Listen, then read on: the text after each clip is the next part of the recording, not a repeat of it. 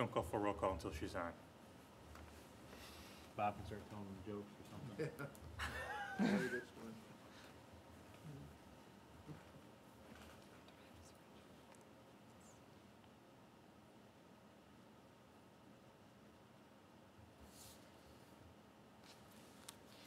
Okay, you're Sorry.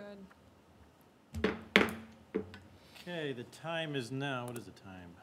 You know what it is, 3:33. I hereby call the June 15th, 2021 Area Plan Commission meeting of the Area Plan Commission to order. Before we begin, I got a few announcements. This meeting is being held in person in the fourth floor of the council chambers on the County City Building, and also virtually via Zoom, video, and telephone conferencing. Options available via link and phone information posted on our website at sjcindiana.com.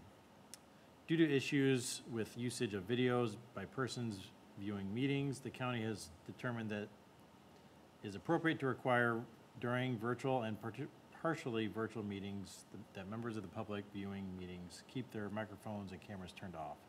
The host for the meeting will turn the members of the public microphones and cameras off. During portions of the meeting where public participation is permitted, the participating member of the public will have their microphone and camera, if any, turned on. If a member wishes to participate in the portion of the meeting, they should indicate this by using the raise hand function in Zoom and/or by messaging the host in the chat function. When on the phone, please use *9 to raise your hand feature to be called on. You can also use *6 to unmute. To use the raise hand feature on Zoom, click the controls on the bottom of your screen. If you have two computer windows open or have a phone line active with the video window open at the same time, you'll create an echo effect, making hearing you impossible. Please choose one option. Regarding public comment, I will first ask any public comment from those sitting in the chambers and then the auxiliary seating area in the building. Once those in person have provided their comment, those calling into the meeting remotely will be given an opportunity to provide public comment. Those wishing to provide public comment in person should line up on the footprint stickers on the floor leading up to the podium. Hand sanitizer has been placed next to the podium. We ask you sanitize your hands after you leave the podium area. Sign-in sheets for public comment have been removed to prevent everyone touching the same pen. For this reason, please clearly state your name and address. Please do not be surprised if you are asked to spell your name for the record. Your speaking time will not start until after this is done. Are we still waiting? Nobody is still there yet? Still waiting. We have to wait a minute for roll call as we are still one member short for a quorum. We have a 9-member board and we need 5 for a quorum. I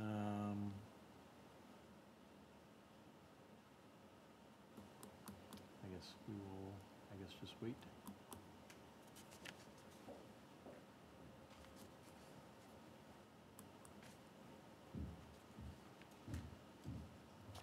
Sorry, who are we waiting for? Elizabeth McCombs is going to call in. Okay. We are a 9-member commission, including, 9-member commission. We have currently 4 in person. We should have 1 remotely present any minute. If any petitioner would prefer to have their petition heard with more members present, they may ask any staff to have their item tabled for a future meeting when more members are present. And we will wait, some more.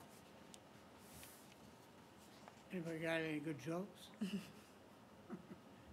Except for you.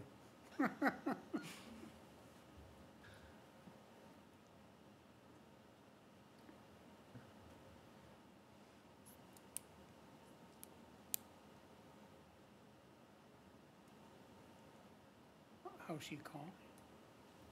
Is she gonna on remotely or Do we have to vote to petition, or to table the petition 1? No, a vote is not required. I received a request from the petitioner to table the number 1 south side of Old Cleveland 0.3 miles west of Olive Road. So because the request has been tabled, it will automatically be placed on the agenda for the July 20th hearing, 3:30 in this room. Okay. I don't know if we I'm on, Abby. There we go. All can right. go. Now the announcements are over. May we please have roll call? Mr. Devon. Present. Mr. Hawley. Here. Mr. Lambright. Ms. McCombs. Present. Mr. McNamara. Yeah. Mr. Moffett. Ms. Rawls. Dr. Thacker. Present. Mr. Yule.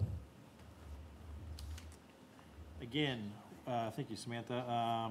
We are a 9-member commission.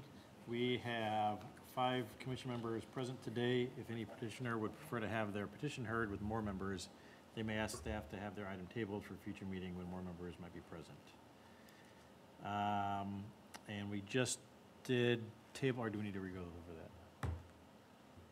Tabling. I can just note it again for the record. Number 1, unaddressed property of 52 acres more or less on the south side of Old Cleveland Road, 0.3 miles west of Olive Road, has been tabled at the request of the petitioner. It will be heard at the July Area Plan Commission meeting. Very good. We have reading for petition number 2 then. So do we need to move to table it? Yeah. Oh, we do A need to vote. motion is needed. I'm, To take- I move we table it till the next meeting in Second. July. I'll second. We have a Alright. motion and a second to table petition number 1 to the July meeting. All those in favor, state by saying aye. Aye. Aye. All those opposed, same sign.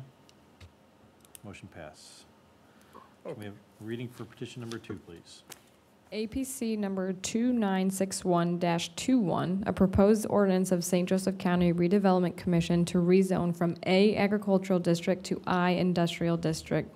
Property totaling 23.9 acres, more or less, located at the northeastern corner of Willow Road and State Road 2, Olive Township, St. Joseph County, including 56458 Willow Road, 31917 State Road 2, and 56340 Willow Road.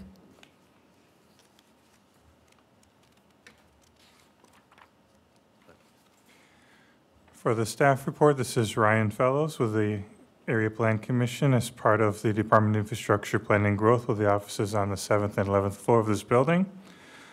This is a property that may look familiar to you. This was previously heard by the Area Plan Commission on October 20th, 2020.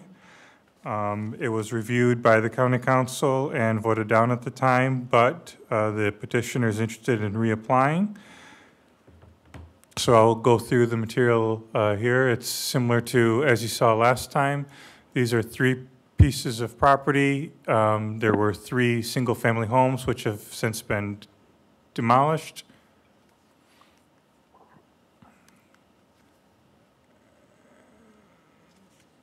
I don't, is it Not working? done?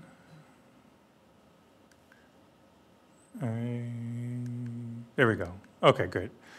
So this is a view of the property looking to the northeast. There's property view looking to the north. And there's an overhead view. And I kind of greened out where the homes were on the aerial, which are no longer there. As you can see, this is the corner where the proving ground is located. The property that's in blue to the top right to the northeast has recently been rezoned as I-Industrial, as you may recall. And the property to the south of this property was already zoned industrial quite a while ago, historically. The site plan does not contemplate a specific use at this time. In reviewing the comprehensive plan, the current conditions and character, the most desirable use, the conservation of property values, and responsible development and growth, staff back then and again now in reviewing it comes to you with a favorable recommendation. I'd be happy to go into any further details, but that's the basis of the report. Brian, could you remind, I don't think you mentioned it, could you remind us what the vote was at the Plan Commission? It was a 5-2 split vote. Okay. And the council turned it down, correct? Correct. The council, when they were reviewing it, they ultimately decided to vote it down. And this is just an attempt to reapply. Suitable waiting period of 6 months has elapsed, and it's now ready for re-review. Thank you. Any questions by the commission? Otherwise, may we have a presentation by the petitioner?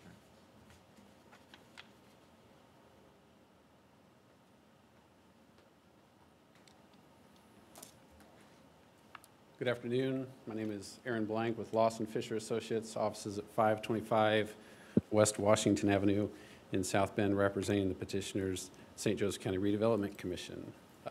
This is an interesting petition before you, interesting by way of the path that we come to this point. As Ryan alluded to, this is the second time we brought this petition forward. The county originally approached the property owners of these properties for acquisition when the county was considering relocation of Nesbejani Ditch as a stormwater storage areas could possibly be sited on these properties for potential development at the time. Some aspects of that overall drainage area might still be realized, yet likely by virtue of specific development needs that might come in the future. That Nesbejani project is no longer on the table, but the need is still there to conglomerate this property with the others that have been recently rezoned and brought into the industrial zoning. As an indication of what we've heard from prospects coming to the area looking for a certain amount of area acreage or a greater area and added flexibility. The added flexibility comes in terms of what the county can do here. Could still be used for some stormwater storage. It could be used in terms of buffering for properties on the west side of Willow, and then, of course, as additional area for development as the need might arise for a potential developer coming in. The county, as I said, has been approached by prospective developers that indicate the need for these properties to be rezoned industrial and allowing for that added flexibility in this area.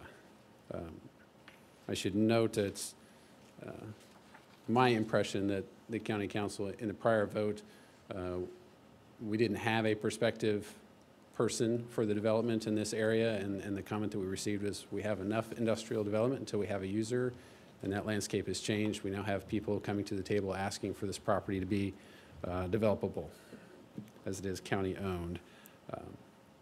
So in addition to that, it's noted in the staff report that there are guidelines or constraints on the property. The county continuing to work with Olive Township, the town of New Carlisle, and other stakeholders for guidelines allowed for the industrial uses in this area, specifically the Indiana Enterprise Center, that's a portion of this core development area. Those are attached to the petition that you received. It's very similar to what's been done with the Sebasti, Comiskey, Phillips Waters, and Ward family rezones that happened adjacent to this nearby. It's just a demonstration further that the county's in full support of zoning restrictions in this area and keeping things limited in terms of use. Highest and best use is what's brought out in the 2002 comp plan. To sort of that end, you have a petition in front of you that has received favorable recommendation from staff, is in agreement with the comp plan, and affords the county additional flexibility in buffering adjacent properties, managing stormwater, and allowing for additional area to be developed pursuant to those restricted uses. And the St. Joseph County Redevelopment Commission respectfully requests Area Planning Commission give this a favorable recommendation. Thank you. I'd be happy to answer any questions. Thank you, Aaron. Any questions at this time, Commission? If not, let's open it up to the public. Is there anyone here wishing to speak in favor of this petition? Please come forward.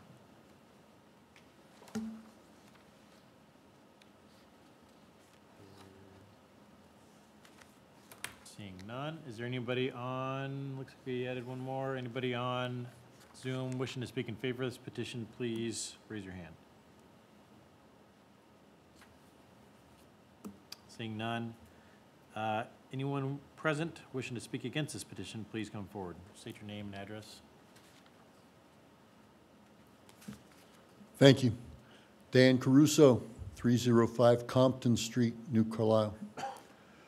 I was pleased to hear Mr. Blank talk about buffering, because as the description of the area says, there's 2 houses on the west side of Willow Road.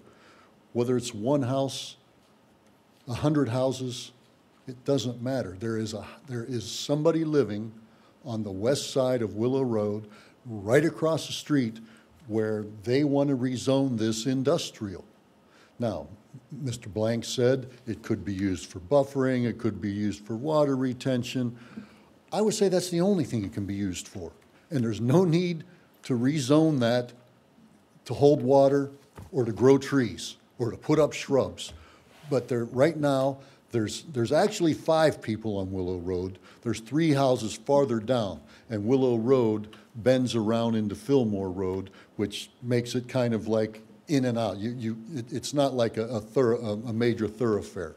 But there are actually 5 houses. There's 1 house on the corner of State Road 2 and Willow, and 4 houses on Willow. The other 3 houses are farther down beyond the property in question here. As Mr. Blank said, he thought that the council indicated that they needed to show prospective buyers. They needed to show somebody who had some intent to use this property, which is why the county council gave it a negative recommendation. Mr. Kanarecki, Councilman Kanarecki, indicated it's time to put up or shut up. Show us something you did with that 733 acres that you've been sitting on for almost a year now. There is nothing happening there. And show me something you're going to do with those 8 trailers remaining on the trailer park on US 20 right before the viaduct that are, in Andy Castilne's words, the 25 trailers were an eyesore. The 8 trailers are really an eyesore because they're vacant and they're crumbling on site. Finish up a project before you go looking for more property for God knows what. But I recommend that you please give this a negative recommendation. Enough is enough. Show us some development. Don't speculate that, well, this person wants this done to bring their business in. We're taking your word on that, and we've taken somebody's word on a lot of things unnecessarily here, and without proving it was good to take their word for things. It's time to put up or shut up. Thank you. And it's good to see everybody. Thanks, Dan. Anybody else wishing to speak against this petition?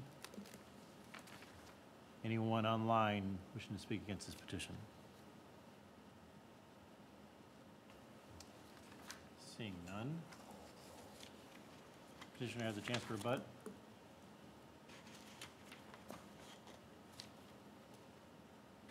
I just wanted to also add, included in your packet, I included the letter from August 13th, 2020, which was the last time this issue was heard. And so this was already included in the packet, and this was already an issue that was given to the petitioner beforehand, because this was what was from last year. It does note a few different issues. There's concern about the Kankakee Aquifer, highlighted in a few different bullet points here, but I just wanted to note that because we received this letter on the same property, I included in the packet for you. But I have not received any other communications. Aaron?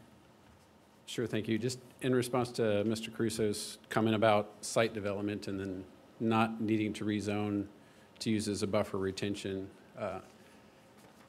it's common practice when you're doing a site plan that the properties are all conglomerated together. So if a potential user came to this site and wanted to use it as a buffer area or drainage area or whatever the case may be, those properties would need to be combined, unified, and zoned the same in order for that to take effect in a site plan going through the approval process. So just to clarify on that.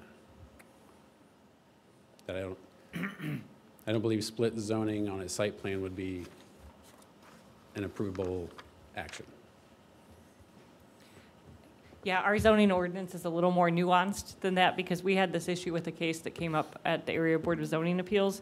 We have a provision that says no land which is located in a residential district, this is agricultural, shall be used for driveway, walkway, access purpose, land, or for any purpose not permitted in a residential district. So the zoning ordinance does make a distinction for residential versus agricultural. Sure, noted. Yep. Thank you. At all? Thank you. Any last questions? Yeah, I have one. Staff, could you share with us what would be the difference when this came before us before versus now? What are the differences? Are there anything, I guess maybe the buildings have been torn down, right? The buildings had been torn down before. The case is substantially similar to the case before. The bylaws and all of the procedures allow for a petitioner to reapply. It has been 6 months since the last application, and the petitioner is within their right to reapply, but the case is substantially the same as before. Thank you.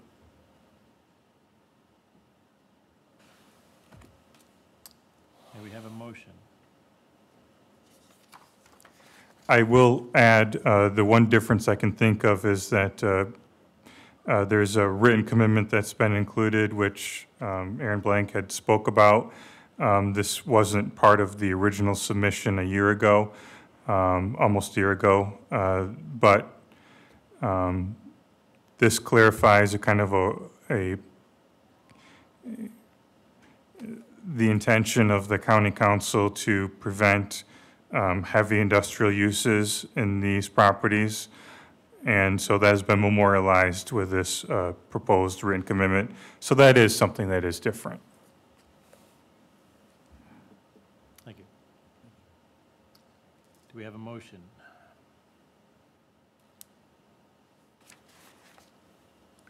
I move we send it to the county council with a favorable recommendation. I'll second that. We have a motion and a second to send APC 2960-21 to the county council with a favorable recommendation. All those in favor state by saying aye. Aye. All those opposed, same sign. Motion carries. That is all of our items up for public hearing. Do we have any miscellaneous? Yes, we do. We have revised bylaws to present to you to be voted on at the meeting next month. HEA 1437 recently amended Indiana Code's section of the open door laws. Under Governor Holcomb's declared emergency order, executive order for the declared public emergency, it allowed members of governing bodies to attend meetings electronically via Zoom, like Elizabeth is today, and teleconference. However, we have new state legislation for electronic participation post-pandemic or during a non-declared public emergency. Sorry, Bob, this is a repeat for you because you heard it at ABZA last week, and then, John, you heard it at Platte Committee. I'm just checking to make sure it's word for word.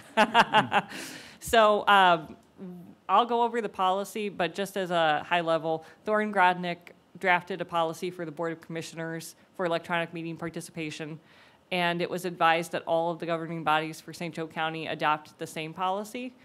So County Council has done such, ABZA adopted it last week, and Platte Committee will adopt it at their next, hopefully at their next meeting, that will bring us into compliance with what the state now requires.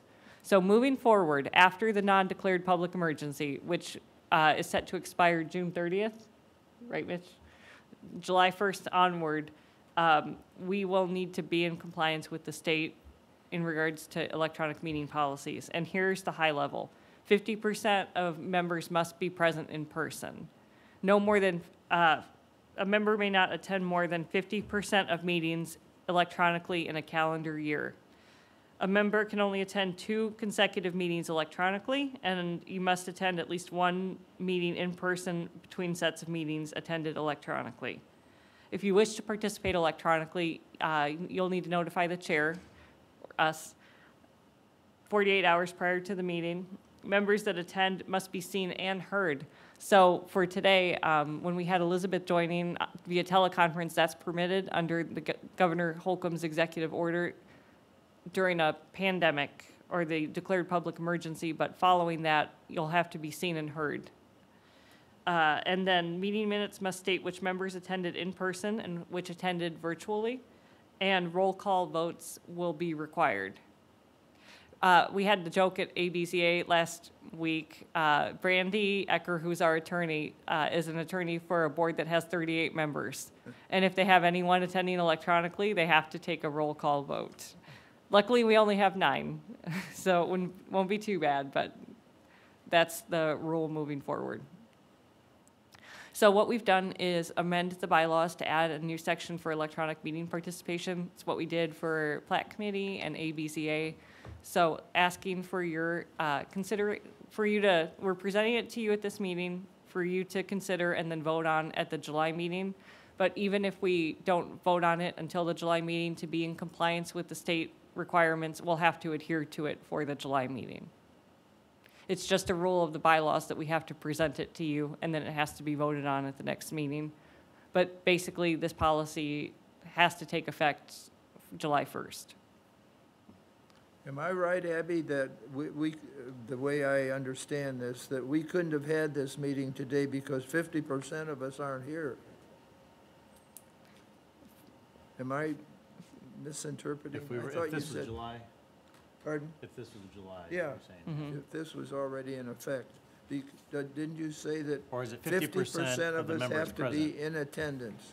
That's something that a question that I've received, and Mitch, I think I need to circle back with Brandy on, unless you have an answer to.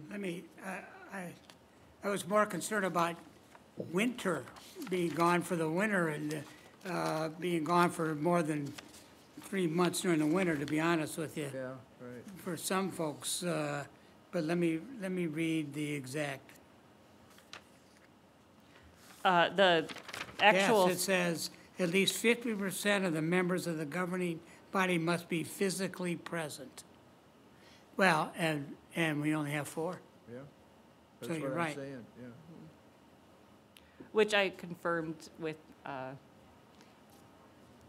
Brandy, although Mitch is our attorney for APC, that it goes into effect after the end of the declared public emergency. Well, but like you said, starting next month, assuming that Governor Holcomb doesn't bump it down the road more. Thank you. So, yeah, it's a little bit more stringent than what we've had. And like I said, But we couldn't have had this meeting today. and you know, that generally hasn't happened because of Zoom, but now it's gonna change a lot. And like I said, I was more concerned about what happens during the wintertime, because I know Yeah. certain members of this board Yeah, don't like the winter here, Yeah. me included. And then I just want to note, I think that you all get this. This policy was written to adhere to Indiana code. It's not any more restrictive, although that was an option. The way that it's been written is just to meet the requirements of this new state statute. so what are we doing today if we can't vote on it today? Our bylaws state that we have to present the changes at a meeting. Oh, okay, so you're presenting it to us, we've read it and said, okay. Now, the Plat Committee that meets next Thursday, or tomorrow, or 2 days from now, can we vote on it Yeah. there? Yes, because I presented it at your last meeting. Oh, last month, that's right, you're right, okay. Okay. So you've presented it, thank you very much, we'll vote on it. All right. And again, I know that it's gonna be a change from what we've done during COVID, but it's just, the changes are to be compliant with state code. Not any more restrictive than state code. Okay. Very good. All right.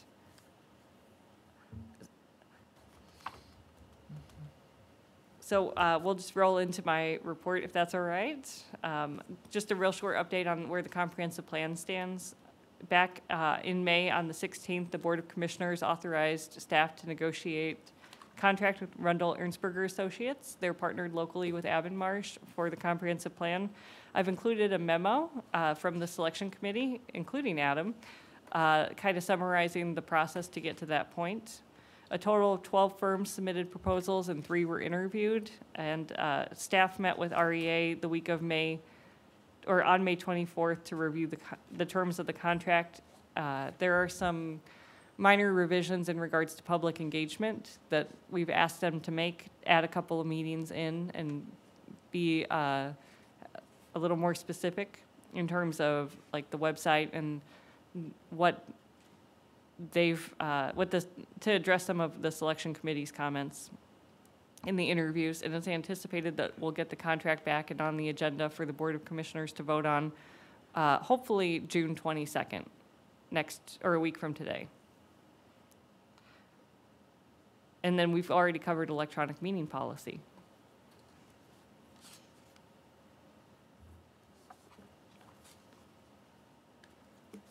Anything else? No. Okay. Thank you, Abby. Minutes, we have 2 sets of minutes we need to approve, going back to January 20th meeting minutes. So just to note, why you all are approving January meeting minutes, this was the meeting that we were Zoom bombed that ended abruptly. Even though we redid the motions, Mitch has advised that we need to have minutes on the record showing that the meeting was called to order and ended abruptly. Is all that was said on there, the minutes? Sam, did you get everything? Now, we may have a tape of it, but Do we have a motion? Are you through with your executive director's report? Yes, we're on to minutes now. I make a motion, we accept the Well, January woman is minutes. just- They're trying, I would move we approve the minutes of January 20th. so you're seconding that, John? Second. Got a motion and a second to approve minutes for January 20th, 2021. All those in favor state by saying aye. Aye. Aye. Opposed, same sign. Motion carries. Approval of minutes, meeting minutes from April 20th meeting of 2021. So moved. Second. A motion, a second to approve minutes. All those in favor state by saying aye. Aye. Aye. All those opposed, same sign. Motion passes. We have a motion for adjournment. I'll I make make a a mo- motion to adjourn. I'll second that. A motion and a second to adjourn. All those in favor state by saying aye. Aye. so Aye. Aye. Abby feels that since you gotta be here, she's gonna make it short for you, that's all.